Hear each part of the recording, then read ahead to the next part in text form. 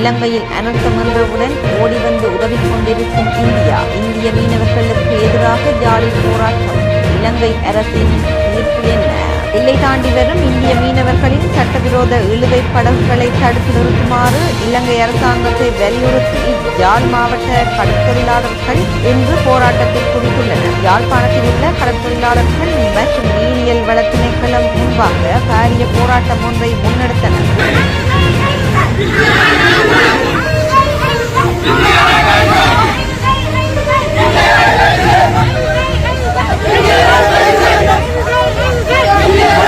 இன்று காலை 9 மணியளவில் ஆரம்பமான இந்த போராட்டம் காரணமாக பண்ணை சுற்றுவட்ட பகுதியில் கடும் போக்குவரத்து நெரிசல் ஏற்பட்டது. இதன் போது மீனவர்கள் தொப்புள் கொடி உறவென்று நசுக்காதே என பதாகையினை ஏந்தியவாறு போராட்டம் நடத்தினர். நீண்ட காலமாக இந்திய மீனவர்கள் இலங்கையில் குறிப்பாக வடக்கு கடற்பகுதிக்குள் அத்துமீறி நுழைந்து இழுவை படகு மீன்பிடியில் ஈடுபட்டு வருகின்றனர். இதனை கட்டுப்படுத்த நடவடிக்கை எடுக்குமாறு கோரி வடக்கு மீனவ அமைப்புகள் தொடர் போராட்டங்களை முன்னெடுத்த போதிலும் அரசாங்கம் இது தொடர்பில் காத்திரமான நடவடிக்கை எதையும் மேற்கொள்ளவில்லை என கடற்தொழிலாளர்கள் குற்றம் சுமத்துகின்றனர். இந்திய மீனவர்களின் அத்துமுறல்களால் தமது கடல் வளங்கள் சூறையாடப்படுவதாகவும் தமது வாழ்வாதாரம் முடக்கப்படுவதாகவும் தெரிவிக்கும் மீனவர்கள் தமக்கு நிரந்தர தீர்வு வேண்டும் என கோரியே கடற்தொழிலாளர்கள் போராட்டத்தில் குதித்துள்ளனர்.